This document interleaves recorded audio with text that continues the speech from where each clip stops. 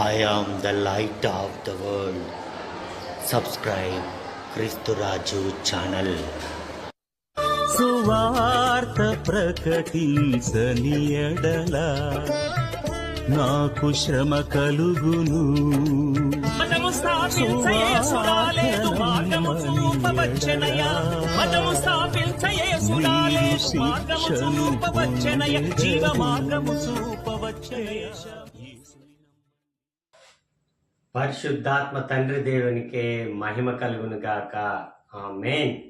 ప్రియమైన దైవజనులారా, ఈరోజు బుధవారం ఏప్రిల్ నెల 15వ తారీఖు. యేసయ్య ఈరోజు మనందరితో మాట్లాడుతున్నారు. పునీత యోహాను గారు రాసిన శుభవార్త నుండి 3వ అధ్యాయము వచనములు 16 నుండి 21 వరకు. యేసు నికోదేము. దేవుడు లోకమును ఎంతో ప్రేమించి తన ఏకైక కుమారుని ప్రసాదించెను. ఆయనను విశ్వసించి ప్రతివాడును నాశనము చెందక నిత్య జీవను పొందుటకై అట్లు చేసెను. దేవుడు తన కుమారుని లోకమును రక్షించుటకు పంపనే కాని దానిని ఖండించుటకు పంపలేదు. ఆయన్ను విశ్వసించువాడు ఖండింపబడడు, విశ్వసింపని వాడు ఖండింపబడియే ఉన్నాడు. ఎలైనా దేవుని ఏకైక కుమారుని నామమున అతడు విశ్వాసం ఉంచలేదు.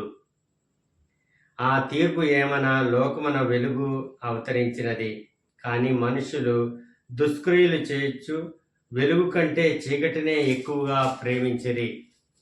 దుష్క్రియలు చేయు ప్రతివాడు వెలుగును ద్వేషించెను.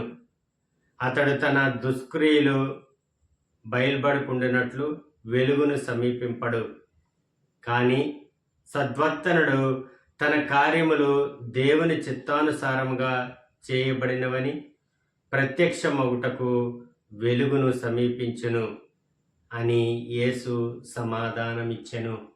ఇది ప్రభువైన క్రీస్తుని యొక్క వాక్కు. క్రీస్తు ప్రభువా, మీకు స్తుతి మహిమ కలుగునుగాక. ఆమేన్.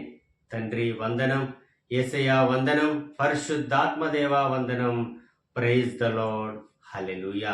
ప్రియమైన దైవజనులారా, ప్రభు క్రీస్తు యొక్క మిత్రులారా, ఈరోజు యేసయ్య నికోదేముతో చెప్పిన మాటలను మనతో కూడా మాట్లాడుతున్నారు.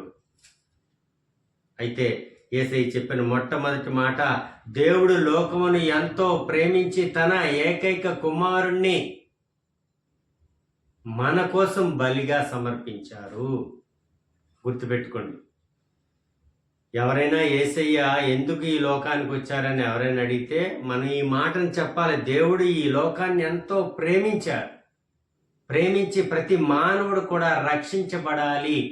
పాపము నుండి, శాపము నుండి, సైతాన్ నుండి రక్షించబడాలి అంటే తన ఏకైక కుమారుడిని పంపించి, తన ఏకైక కుమారుని బలిగా అర్పించి, ఆ బలి కార్యం తర్వాత ఆ ప్రక్షాళన వలన, ఆయన రక్తము వలన, ఆయన కార్చిన రక్తం వలన మన పాపములన్నీ కూడా క్షమింపబడేటట్లు తండ్రి దేవుడు చేసి ఉన్నారు. తన ఏకైక కుమారుడు ఈ లోకాన్ని ఎంతో ప్రేమించారు. ఈ లోకాన్ని ప్రేమించడం అంటే మనల్ని ప్రేమించి ఈ లోకంలోనూ మనల్ని ప్రేమించడం అన్నమాట.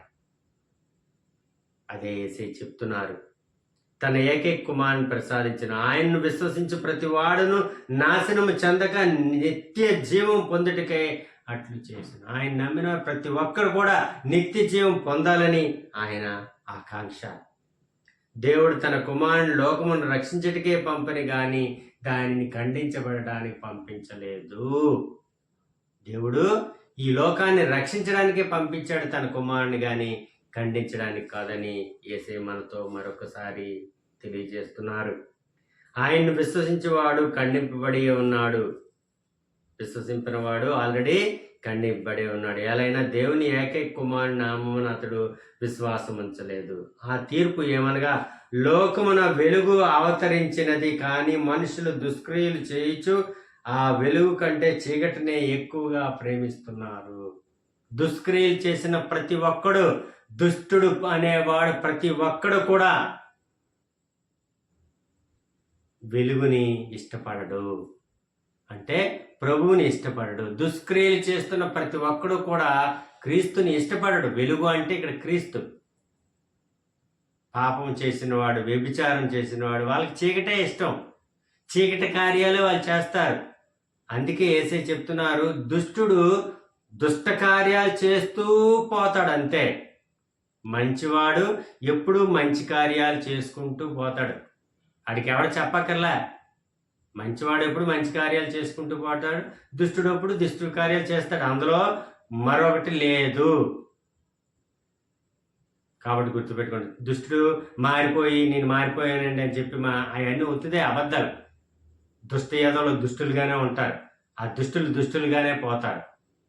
వాళ్ళు మారు మనసు పొందాం లేకపోతే మారుతామని అనుకుంటారు, కానీ వాళ్ళ మార్పు ఉండదని పరిశుద్ధ గ్రంథం చెబుతుంది. కాబట్టి దుష్టులు దుష్టక్రియలే చేస్తారు, మంచి వాళ్ళు మంచి క్రియలు మంచి పనులు చేసుకుంటారని వాళ్ళ జీవితంలో కొనసాగిస్తూ ఉంటారని యేసయ్య చెబుతున్నారు. అయితే వాళ్ళు దుష్టులు ఎప్పుడు కూడా వెలుగుని ఎప్పుడు కూడా వాళ్ళు ఇష్టపడరు, ప్రేమించరు. ఎందుకంటే వాళ్ళకి వెలుగంటే భయం. దుష్క్రియలు చే ప్రతివాడు వెలుగును ద్వేషించును. దుష్టుడు ఎప్పుడు కూడా వెలుగుని అంటే క్రీస్తుని ద్వేషిస్తూనే ఉంటాడు. అతడు తన దుష్క్రియలు బయలుపడకుండానట్లు వెలుగును సమీపింపడు. వెలుగంటే వాళ్ళకి భయం, వెలుగు దగ్గరికి రాలేరు.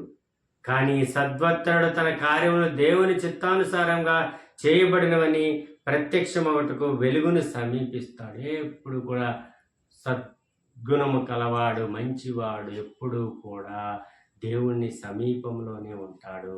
దేవుని వైపే నడుస్తాడు, దేవునితోనే నడుస్తాడు. ప్రతిదీ కూడా తన కోసమే, తన మంచికే జరిగిందని అనుకుంటాడు. కష్టమైన, నష్టమైన, బాధ అయినా, కన్నీళ్ళైనా, అనారోగ్యమైన, ఇది నా మంచి కోసం వచ్చింది, నా శ్రేయస్ కొరకే దేవుడు నాకు ప్రసాదించాడని సద్గుణుడు ఆలోచిస్తూ ఉంటాడు. మిత్రులారా, యేసయ్య ఈ మాటలను ఎందుకు చెప్తున్నారో అలనాడు ప్రభు దేవుడు నికోదేముతో చెప్పిన మాటలను ఈరోజు మనకు మరణం చేస్తున్నారు, మనకు తెలియజేస్తున్నారు. మనం కూడా గుర్తుపెట్టుకోవాలని, దీన్ని బట్టి ఈ వాక్యాలను బట్టి మనం గుర్తుపెట్టుకోవాలి. మనం సద్గుణులమా, దుష్క్రియలు చేసిన వారమా? కాబట్టి మనం సద్గుణులమే, మంచి వాళ్ళం అయితే మంచి పనులు చేసుకుంటూ వెళ్ళిపోవడమే. దాన ధర్మాలు చేయాలి, ఇతరులకు సహాయం చేయాలి, మంచిగా జీవించాలి, మంచిగా మాట్లాడాలి, దేవుని కార్యాలు చేయాలి, దేవుని చేయి పట్టుకొని నడవాలి. ఇవన్నీ కూడా చేసుకుంటూ వెళ్ళిపోవడమే అంతే. మరో ప్రశ్న వేయకూడదు. దుష్టుడు దుష్ట కార్యాలు చేసుకుంటూ ఆడుకుపోతాడు అన్నమాట. తండ్రి, కుమార, పరిశుద్ధాత్మదేవ, ఈ దినం ఈ పరిశుద్ధ వాక్యాన్ని, పరిశుద్ధ వాక్య పరిచర్యను ఆలకించిన ప్రతి ఒక్కరిని పేరు పేరున దీవించండి. మమ్మందరినీ మీ యొక్క ప్రేమతోనూ మీ యొక్క పరిశుద్ధాత్మతోనూ నింపి మా చేపట్టి మీ సేవలో మమ్మల్ని నడిపించమని ఈ మనవులు మా నాథుడు మీకే కుమారుడైన నజరుడైన యేసు నామములో ఫలింపచేయమని బ్రతిమాలుతున్నాం అబ్బా తండ్రి. ఆమేన్, ఆమేన్, ఆమేన్. God bless you. దేవుడు మిమ్మల్ని దీవించును గాక. ఆమేన్.